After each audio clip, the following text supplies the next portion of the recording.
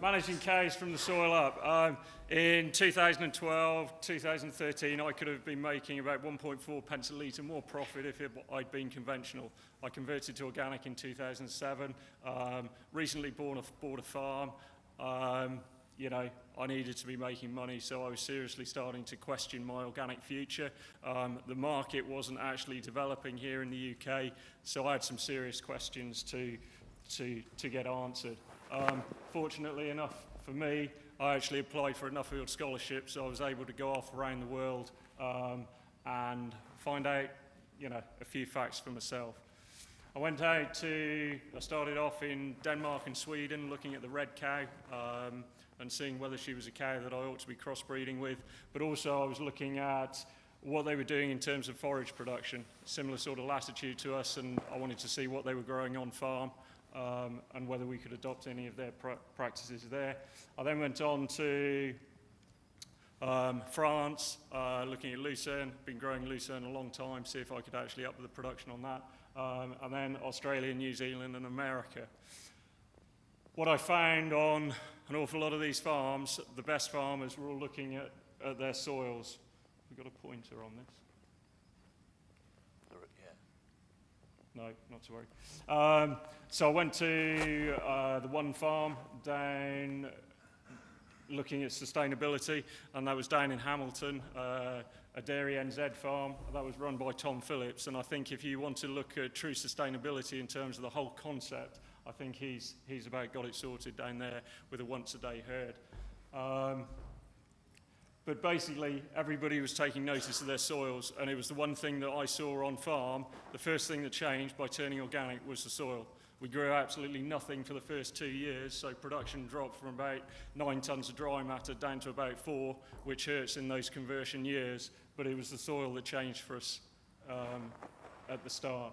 So what all these guys were talking about was the Albrecht system and your base saturation levels in the soil. And there's no point putting any iron into the soil in terms of relieving compaction until you've actually looked at these base saturation levels. Okay, so what we're looking for is a calcium ratio. The Cal-Mag ratio is the big one in terms of how that soil works and how much air you can get into that soil and how much water it'll hold. So this is really, I think it should be the starting point for any farmer within the UK, be it organic or conventional, because until you know this, you don't have to go out testing every paddock, you don't have to use the Albrecht system, but you do need to know your Cal-Mag ratios, because if that is wrong, the fundamental chemistry of your soil is wrong, and you will not get the output out of it. Okay, these are two soil analyses. I actually got our discussion group to do them, and so on the far side there, you can see you've got the desired, which are the same, the top pie chart, and then down below, on the far side, you've got very, very low magnesium in that soil. So if you've got very low magnesium in soil, the plant is not going to photosynthesize. You cannot physically get the yield of your crops anything up to their potential. Okay, so I don't say you can change your soils overnight, but what you need to adopt is a fertilizer policy to address these limitations of your soils. Okay, on the other side, you've got very high magnesium. So if you've got a very high magnesium soil, you need to be putting calcium on, or gypsum, as Joe would say, gypsum and sulfur, on a yearly basis to ensure that that soil doesn't go tight. If you didn't put any calcium on that soil, regardless of pH, doesn't matter about pH, but if you didn't put any calcium on that soil, you would have a very tight soil, you would pan it, you would puddle it, and you would not get the production out of it. So that is the starting point. Doesn't matter who you use, but know your calcium magnesium ratio as a starter, and then moving on to your sulfur and all the other elements. But calcium is king.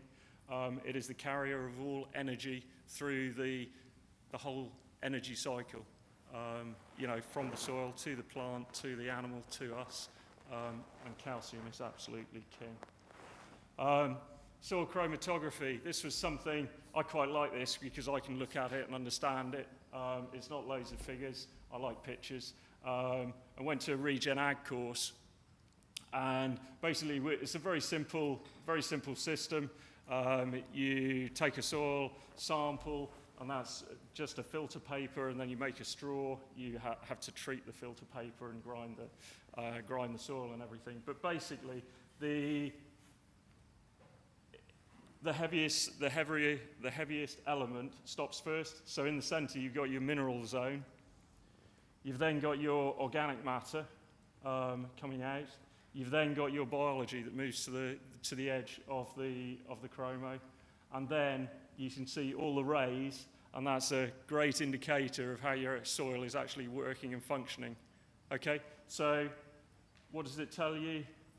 Well, I was dead chuffed because at the course he said that was about one of the best chromos that he'd seen ever, and that was out of one of our best cow paddocks.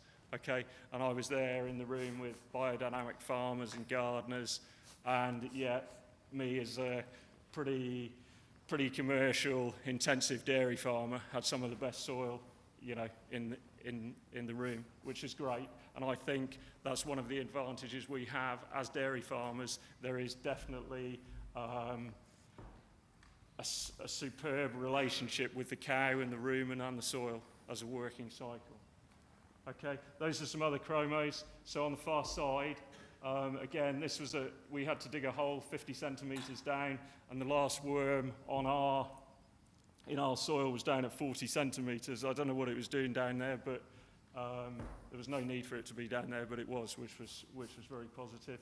But here you can see there's a very high mineral zone, not so much organic matter, but actually even at that depth, there's still mineral transfer from the mineral zone up to the surface. So that was very pleasing. On the other side, this is just one that I picked up from the course, and this is in a mango grove or orchard, and you can see there's loads of organic matter there on the surface, but they'd used glyphosate so heavily that they'd actually mummified the whole of their soil, so there was no biology in the soil, and that organic matter just could not be used. And that's what is happening in, you know, conventional agriculture now. We've mummified the soil.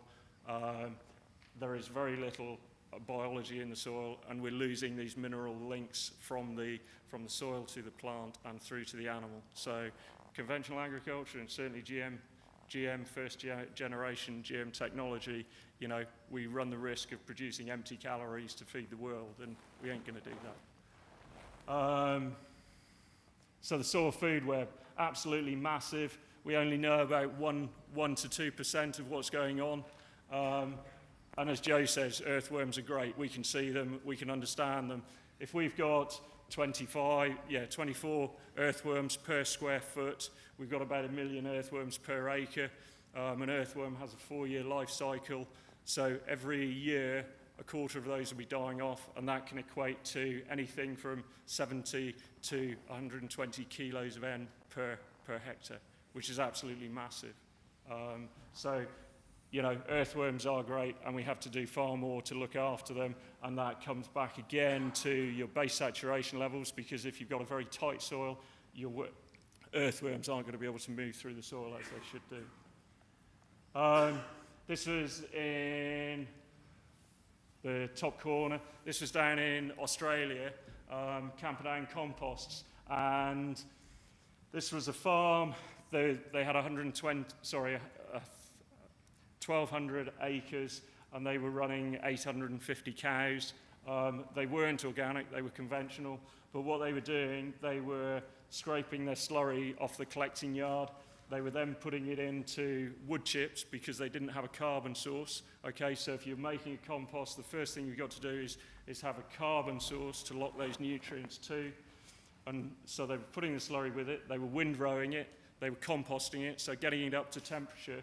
And once they'd done that, they were actually, because they were high magnesium soils, they were actually putting limestone flour into the compost, and so they were actually chelating the mineral.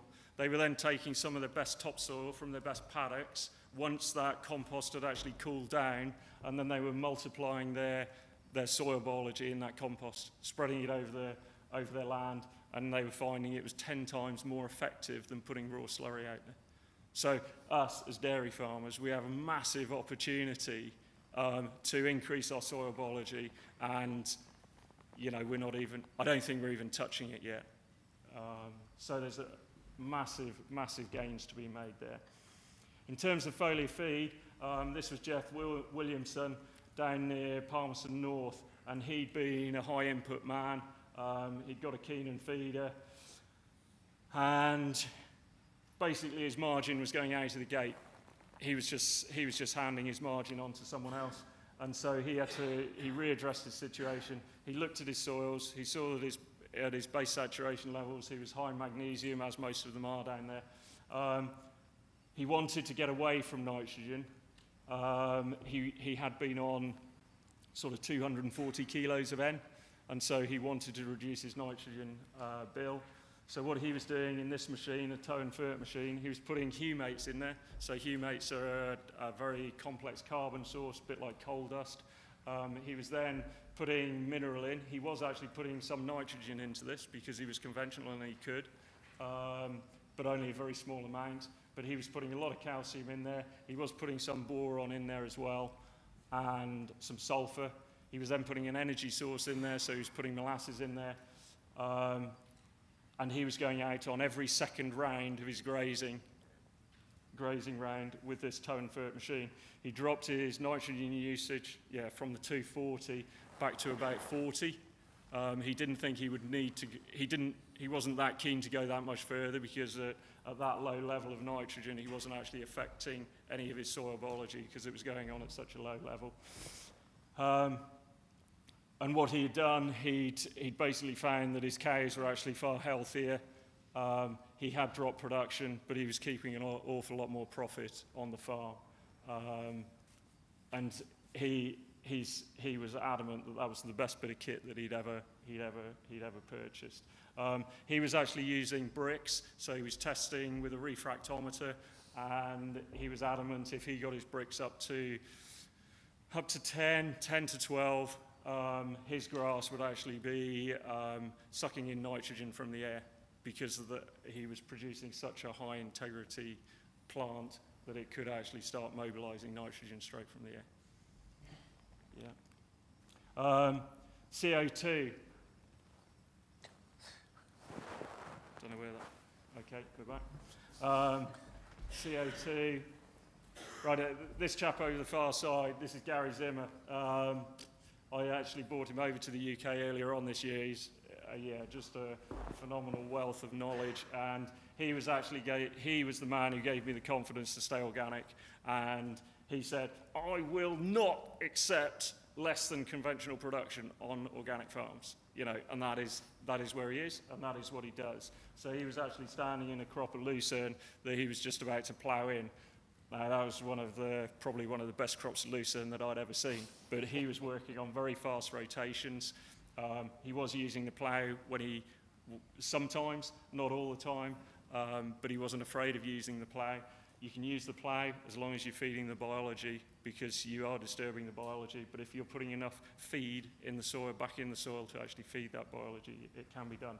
So CO2, plants have stomata on the underside of the leaf for a reason, and that's to catch the CO2 coming out of the ground that the soil organisms are actually releasing.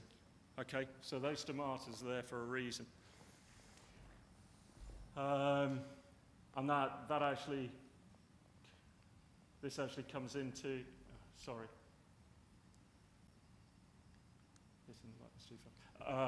This was actually in Sweden, so this was mob grazing. There were 500 head of organic steers ranging from 4 months to 22 months, all in one mob, given a hectare a day. And I think this is one way that we can actually, or conventional ag, could actually transform their soils. If you want to build organic matter in your soils, I see this as one of, a great way to do it. I don't think you can build organic matter any quicker than mob grazing. The good thing about this is, by the time the plants get to that height, they're actually exuding a hell of a lot of energy back down into the soil. They're trampling probably 25-30%. That's then trampled in. You've fired up the biology with all the energy that's been exuded into the soil. They start then breaking down the organic matter. They start releasing the CO2, and suddenly you start getting these high yields of dry matter through mob stocking, although it looks as though you're wasting a lot, but actually CO2 is probably one of the most limiting factors in plant growth. Keep hitting the wrong button. Okay, plant diversity. Went out and saw Olaf Larsson, and Olaf Larsson, he's in Sweden, and he's a botanist, but he's also a dairy farmer. He's got 400 cows, 200 reds, 200 blacks, or black and white, and he is adamant that plant diversity will take agriculture to the next level. We should not be growing monocultures. We should be looking at the synergies that we can create between plants, and that's, you know, and Joe was saying it about the herbal lays. We need to learn far more about the synergies that can be built into the systems. Oats have been an underrated crop for years because they haven't had the yield potential that wheat has got. There are lots of problems with wheat anyway, but I won't go into that now. But oats are great because they've got a large root system. They mobilise a lot of your P and K, and very, very valuable in our system.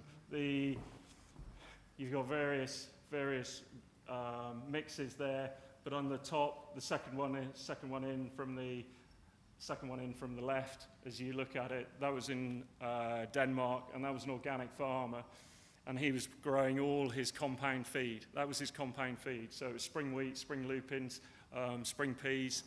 He was then combining that. He was then heat treating it on farm through a great big auger, with just a big fire underneath it, and he was doing 9,500 litres off farm with growing all his own concentrate. And it's, you know, I can't stress enough that the synergies that we're missing out on, you know, with these plants going forward. So some of these pictures are at home. That's our red clover in the corner. That's a field of Mascani oats that we grew last year. The last thing in the field was the drill. The next thing was a combine, and we did 3 ton of oats. You know, so can we feed the world? Yeah, we can have a blooming good go at it. Down in the bottom corner, that was Terry Ayres' cows, who's a Nuffield scholar. He hasn't used any antibiotics for the last 18 years. He got a fertiliser policy of quite a lot of calcium every year. You know, he was putting calcium on very regularly, and then we got loose there. So the quality and integrity of the feed that we produce on farm is a result of the way we manage our soils. There's no question about that, and the higher the integrity we can get our feed, the less health problems we will certainly have on farm.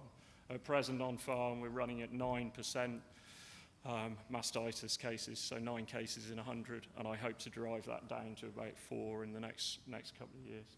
So conclusions.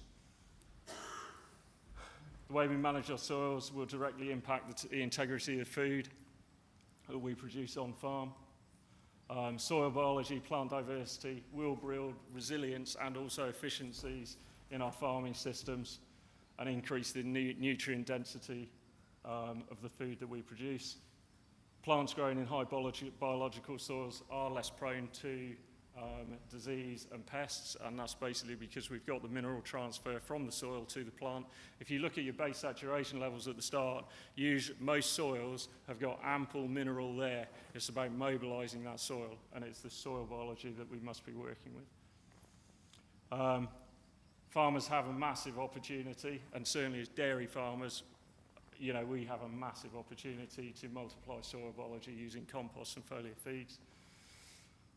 This isn't to you guys because you know all about it, but you know, that's what's happening around the world.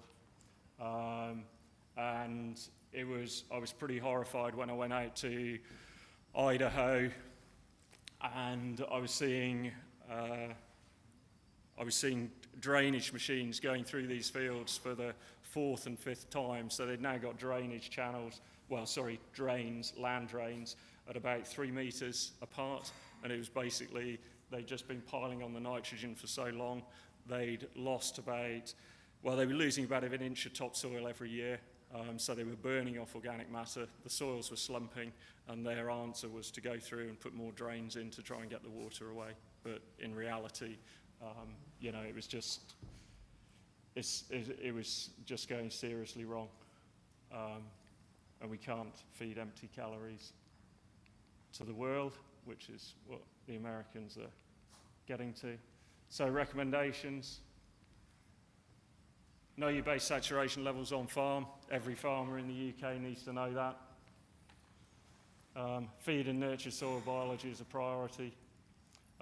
Plant and soil microbe diversity will improve feed quality and build resilience in our soils. Maximise on-farm manures to make live mineral-rich fertilisers. Collaborate with organic farmers. I'm quite concerned that we've got 350 autumn calving cows, and I'm just wondering how we're going to be feeding these organic cows through the winter months, you know, where the cereal is going to come from in the future. So I'm now starting to work with organic farmers and try and build up tight, you know, more secure supplies of feed for the future. More to the conventional guys, yeah, serious issues with, you know, GM feed that's coming into the country. Yeah, and we need to influence the decision on GM technology. Whether we can stop it, I don't know, but that's it. Biological farming can outperform chemical agriculture and produce higher integrity feed. And I think that's where we want to be going. Righto, thank you.